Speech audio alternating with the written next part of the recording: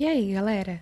Eu sou a Andrea, educadora de Sociologia do Carol, e esse é o Fala Carolina, uma das maneiras que a gente encontrou de ficar mais pertinho de vocês, enquanto as nossas atividades presenciais estão suspensas. E nesse episódio, vamos falar sobre o problema habitacional em São Paulo. Bora lá? Está no Carol é gostoso, está no Carol é uma delícia. Vem pro Carolina, vem pro Carolina. Salve, galera! Aqui quem fala é o Paulo, educador da Frente de Humanidades do Carol. Bom, o artigo 6º da Constituição Brasileira garante o direito social à moradia. Contudo, quando andamos por uma cidade grande como São Paulo, é fácil perceber que muitas vezes esse direito não é garantido para todo mundo. Só na capital paulista, cerca de 24 mil pessoas estão em situação de rua. Isso sem levar em conta pessoas que moram em áreas de risco, moram de favor ou em submoradias. A questão da moradia é muito complexa e exige um cuidado ao ser analisada. Assim, traremos alguns fatores que nos ajudam a entender melhor essa questão. Um fator muito relevante para essa discussão é a especulação imobiliária, que podemos definir basicamente como a compra e manutenção de um imóvel com a expectativa de que esse imóvel se valorize e com a finalidade de vendê-lo por um preço maior. Acontece que existe uma lei federal chamada Estatuto da Cidade, que determina que todo imóvel precisa ter uma função social, ou seja, precisa ter alguma função dentro da cidade, como por exemplo, a habitação. Assim, é importante ressaltar que uma casa, seja ela para alugar ou para morar, é um imóvel que tem uma função social. Imóveis considerados sem função social são imóveis abandonados e que não pagam seus impostos, ou seja, estão em situação ilegal.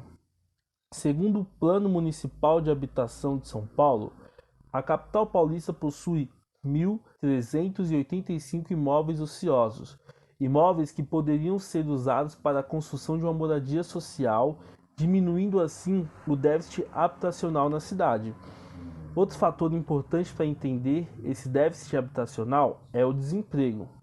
Segundo uma matéria do jornal Brasil de Fato, uma pesquisa do IBGE aponta que, nos últimos 4 anos, a taxa de desemprego em São Paulo foi maior que a média nacional.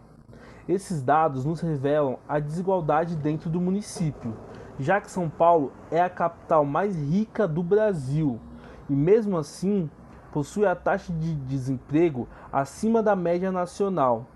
E ainda existem pessoas que não têm onde morar ou moram em submoradias, enquanto algumas pessoas têm imóveis que não têm função social ou em situação ilegal. É importante ressaltar que a desigualdade na cidade e a questão habitacional não é um problema de hoje. A maioria das periferias da cidade, por exemplo, são resultados de um processo de migração. Pessoas que vieram de outros lugares em busca de melhores condições de vida e, por não terem onde morar, não terem condições de comprar uma casa no centro da cidade, que é onde existe mais facilidade de acesso às escolas, transportes e trabalho, esses migrantes foram construindo suas casas longe dali, onde hoje são as periferias. É nesse contexto de extrema desigualdade urbana que nasce o Movimento dos Trabalhadores Sem Teto, o MTST. A Andrea vai falar um pouco melhor sobre isso pra gente. O Movimento dos Trabalhadores Sem Teto, o MTST, foi fundado em 1997, muito inspirado no MST, o Movimento dos Trabalhadores Rurais Sem Terra, que luta para reverter a intensa desigualdade de distribuição de terras no campo. O MTST surge então como uma versão urbana desses movimentos, que tem como bandeira a garantia dos direitos constitucionais, que definem que a moradia é um direito humano e que a propriedade deve cumprir a sua função social. Como já foi falado, São Paulo, uma das cidades mais ricas da América Latina, tem hoje mais de 24 mil pessoas em situação de rua, ao mesmo tempo em que milhares de imóveis estão abandonados na cidade. Quando falamos de imóveis, é importante lembrar que não é a casa de alguém, e sim imóveis que estão abandonados, devendo montantes de dinheiro em IPTU e em situação irregular há mais de 20 ou 30 anos. Na maioria das vezes, as empresas donas destes imóveis só estão interessadas no seu potencial lucrativo no longo prazo. E é nesse sentido que o MTST atua, de forma a pressionar o poder público a desapropriar imóveis que estejam abandonados e em situação irregular para implementação de moradia de interesse social. Outro ponto importante é que as pessoas que compõem o movimento vivem uma situação de extrema dificuldade financeira, muitas vezes tendo que escolher entre comer e pagar o aluguel. E por isso, essas pessoas não são interessantes para as construtoras e para os bancos que fornecem crédito imobiliário, ou mesmo são elegíveis por programas habitacionais do governo federal, que possuem contratos e parcerias com essas mesmas construtoras e bancos.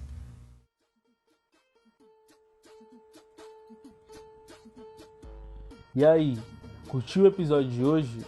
Deu para entender um pouco melhor sobre a questão da moradia em São Paulo e sobre o que é o MTST? É bom lembrar que esse podcast é só uma introdução básica ao tema, por isso, se quiser se aprofundar, vale a pena olhar as referências que acompanham esse episódio e pesquisar mais, e fique ligado nos próximos lançamentos. Lembre-se que pode sempre contar com o Carol, e se precisar de qualquer ajuda com os estudos ou trocar uma ideia mesmo, é para mandar mensagem pra gente, hein? E não se esqueça que nossas aulas são sempre aos sábados. Siga as nossas páginas no Instagram e Facebook para ficar por dentro das novidades e até a próxima!